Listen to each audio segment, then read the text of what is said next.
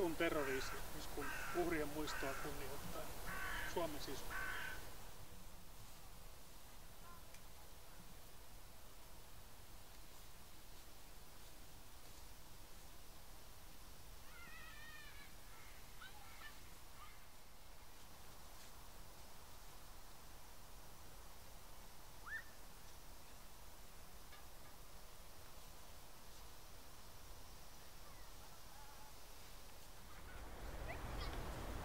Hyvät ystävät,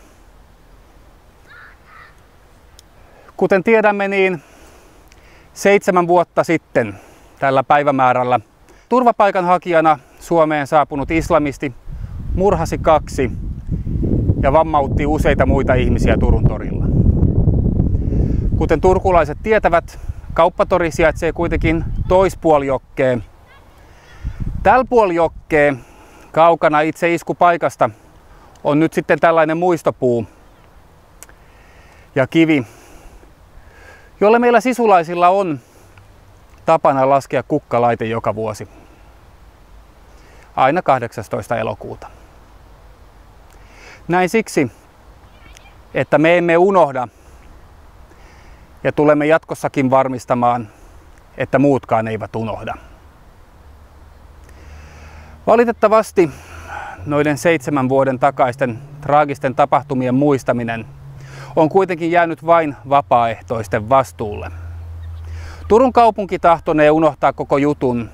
Onhan tuo pieni muistopuukin täällä vähän niin kuin jemmassa. Onneksi meitä vapaaehtoisia kuitenkin löytyy. Tänäkin vuonna asiaa ovat pitäneet esillä muun muassa paikalliset perussuomalaiset. Kiitos heille siitä. Kuten uutisista olemme taas saaneet lukea, veitsi-iskut eivät Euroopasta ole kadonneet minnekään. Ja niiden tekijöiden taustalta löytyvät yhä samat motiivit kuin silloin täällä Turussa. Englannissa kansa sai lopulta kyllikseen ja lähti kadulle.